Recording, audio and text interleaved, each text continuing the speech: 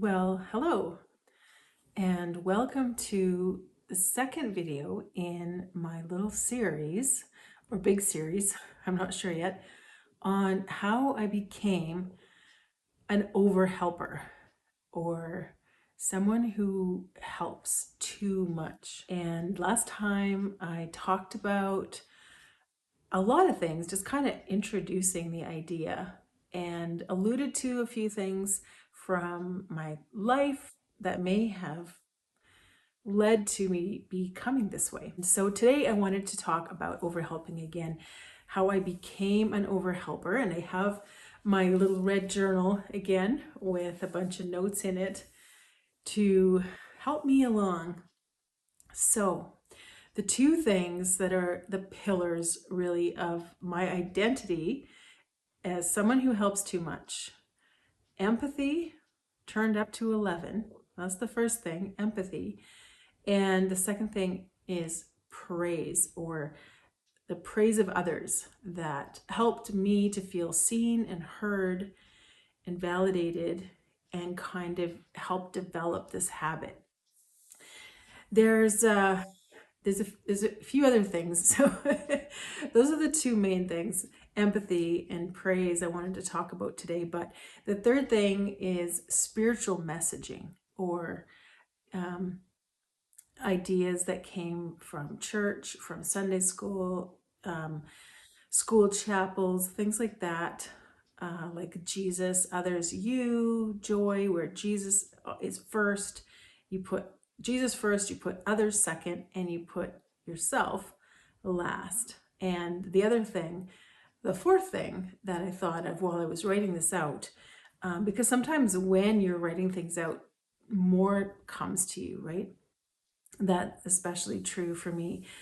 The fourth thing is that it was modeled. So this kind of over helping, or this self-sacrificial kind of laying everything down for other people and maybe helping too much. That was what I saw growing up all around me. And so it was normal for me as well. So the first thing, empathy. Now, empathy is a good thing, but turned up too high can, yeah, it's like anything. When it gets turned up too high, right? If there's too much, it can sometimes get twisted and result in negative outcomes. The definition is the ability to recognize, understand, and share the emotions, thoughts, and experiences of another person. Now, I didn't just recognize the emotions of other people, I felt them. And if you are an empath, or a more empathic person, then you understand what I mean. Like, you physically and emotionally just feel the emotions, and it might be hard for you to watch certain TV shows, movies, things like that. You might be sobbing at the end of a book, because you really identified with the characters. So I over-identified with how others were feeling. I picked up on cues people didn't even know they were sending. For example, sitting in my little ACE desk at school, facing the wall, you know, those little desks with dividers that the accelerated Christian education schools used and still use. You're kind of facing the inside of your desk and the wall, so your back's to everyone else. And I could tell by the way the teacher was walking around the room, by the click, click, click of her heels, how she was feeling, and what mood she was in. That told me if she was tired, irritated, a bit upset. And I found myself thinking about that teacher, like, how can I help her feel better? What could I do? And so this sort of over responsibility for other people's emotions. And obviously it wasn't anywhere near what I should be worrying about at the time, but I remember that distinctly. And like situations like that, I remember. And she wasn't the only person, right, in that big room filled with big and little humans. So it's actually a wonder I got anything done at school. with just all of the human emotions and feelings going on around. Um, so empathy is beautiful, but it can be draining. It can erase your own sense of self by taking over one's own feelings and emotions. So there's no room for you to really feel your own feelings, and they can kind of get mixed up with how other people are feeling. And so I think I had a little a little bit of a hard time, a big hard time actually, knowing who I was and having a sense of self. Um, I didn't know how I felt most of the time. I was experiencing the world through others. This has been a lifelong battle and has resulted in such porous boundaries that it sometimes feels like having none at all. Big sigh. I should probably make this whole video just talking about empathy, but it's, yeah, it's one of the big things. And the other big thing that I wanted to talk about is the praise of others and how that motivated me to become even more of an over helper. And I felt very validated, needed, like when I babysat my younger brothers and sisters and was told, good job, we don't know what we would do without you, that kind of thing, right? It made me feel seen. And when I helped with household chores, I felt like I was really contributing. And when I worked in the nursery or children's church, which I did almost every Sunday, I was helping. um, when I was allowed to, it felt like I was like, part of the team. And I started doing that really young, like about 9 years old. And then it just kind of snowballed from there. My job, my role in life was to make life easier for others. I saw the strain and hard work my parents were going through. When I was 4, I was helping in the kitchen, and apparently I said, I actually have a memory of this, but you know how you can't totally trust your early childhood memories, or at least I can't, because yeah, like sometimes they're really influenced by what other people have said about that memory, right? Or your perspective at the time. But I do remember this. And apparently I said, Mom, if you died, I think I could handle things around here or something to that effect. And it was because I was helping put things away in the cupboards or cleaning the cupboards or something. And I realized that I could get into the cupboards by standing on a chair and then standing on the counter. So I thought, well, if I can get up to these cupboards, then I can handle anything. I can do it.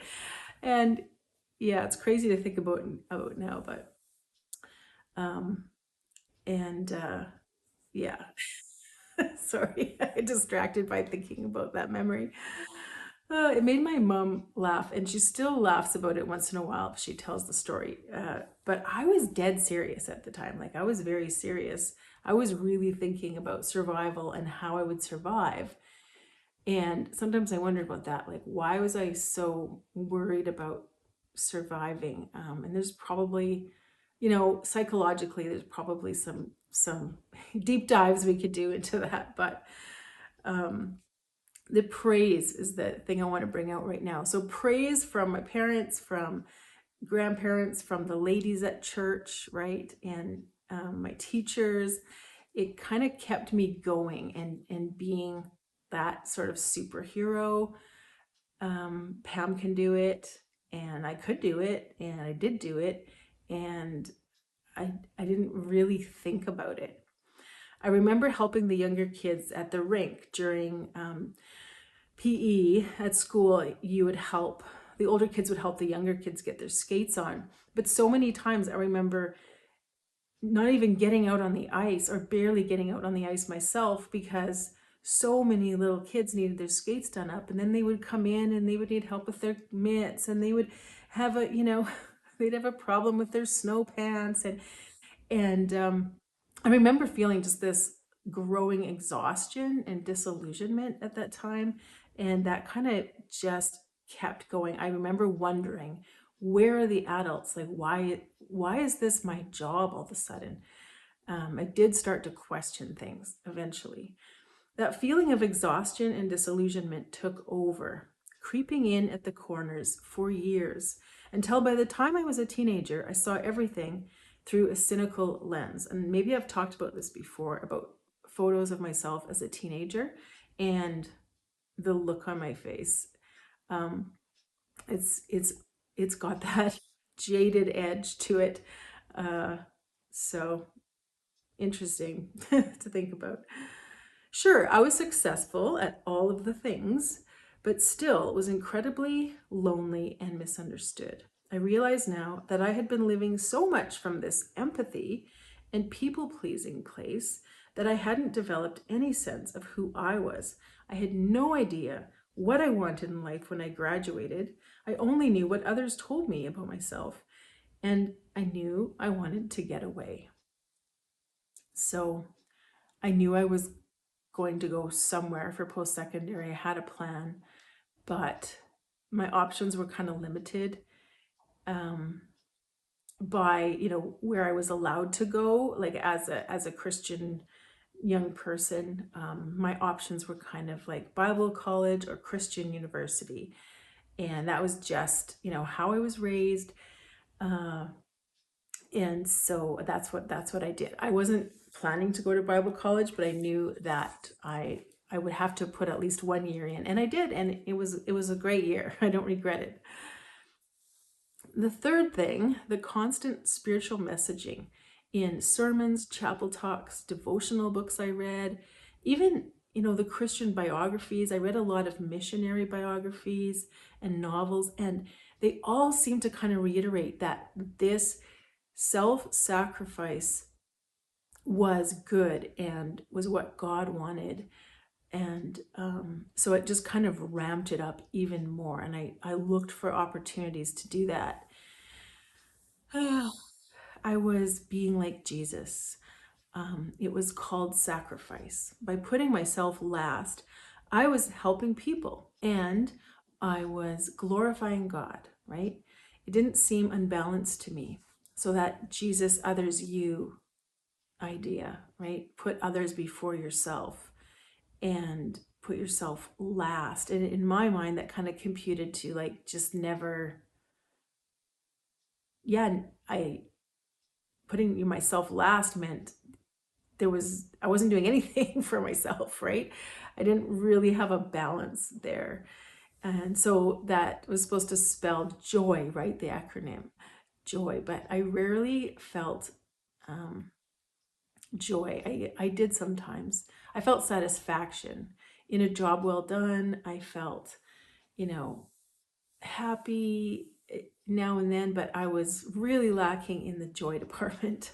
And the fourth thing that I mentioned was modeling. So if most of your influences are modeling that kind of behavior, that over helping, it reinforces that this is the way to be. There was seldom time for our own family as we were always helping someone. Like even when my parents were totally exhausted, they would often have people over after church, and in an already exhausted family was just, and it was just what we did, right? And yeah, so that modeling, it was like a generational mantle, right? And I accepted it as like the firstborn daughter. I was like, this is my, I don't know, baton to carry.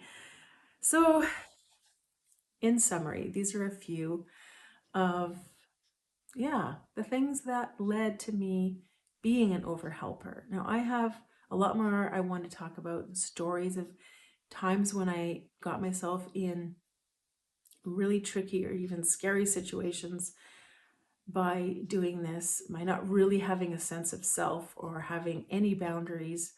There's a lot mixed up in that, right? I mean, I'm calling it overhelping, but there's a lot of words you could probably use for it. And yeah, so empathy, praise from adults, spiritual messaging, and what I saw modeled as I grew up. And it's kind of a raw thing to share because I still haven't figured it all out. And maybe you can tell from the way I'm talking and, having to kind of read it out that there's just so much heaviness there.